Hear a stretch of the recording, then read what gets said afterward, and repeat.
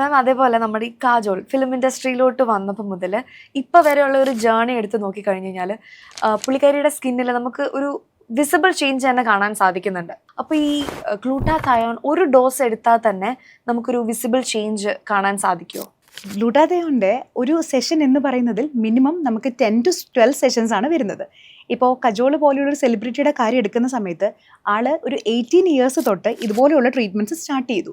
ഒരു 12 സെഷൻസ് കഴിഞ്ഞ് നമ്മളൊരു 2 months ബ്രേക്ക് ഇട്ട് എഗെയിൻ അടുത്തൊരു 12 സെഷൻ ചെയ്ത് അങ്ങനെയാണ് ഇന്നത്തെ ആ ഒരു സ്കിൻ ലൈറ്റനിങ് അല്ലെ ബ്രൈറ്റനിങ്ങിലേക്ക് ഇതുപോലെയുള്ള സെലിബ്രിറ്റീസ് എത്തിയിരിക്കുന്നത്. ഒരു സിംഗിൾ സെഷനിൽ നമുക്ക് ലിമിറ്റേഷൻസ് ഉണ്ട്.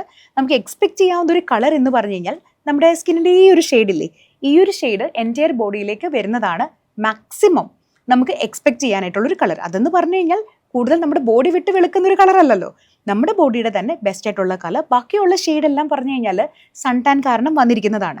അതിൻ്റെ ഒരു റിമൂവൽ കാര്യങ്ങളൊക്കെയാണ് നമുക്കൊരു ഫസ്റ്റ് ഒരു 12 സെഷനിൽ കിട്ടാവുന്ന ഒരു റിസൾട്ട്. കണ്ടിന്യൂസ് ആയിട്ട് ഇങ്ങനെയുള്ള ടെസ്റ്റുകൾ കാര്യങ്ങളെല്ലാം ചെയ്തതിന് ശേഷം നമ്മുടെ ഹെൽത്തിൻ്റെ ഫാക്ടർ എല്ലാം നോക്കി ഒരു ഡോക്ടറിൻ്റെ ഗൈഡൻസ് അനുസരിച്ച് നമ്മൾ ഫോളോ ചെയ്യുകയാണെങ്കിൽ നമുക്ക് അത്യാവശ്യം സെഷൻസ് എടുക്കുന്നതിൽ തെറ്റില്ല.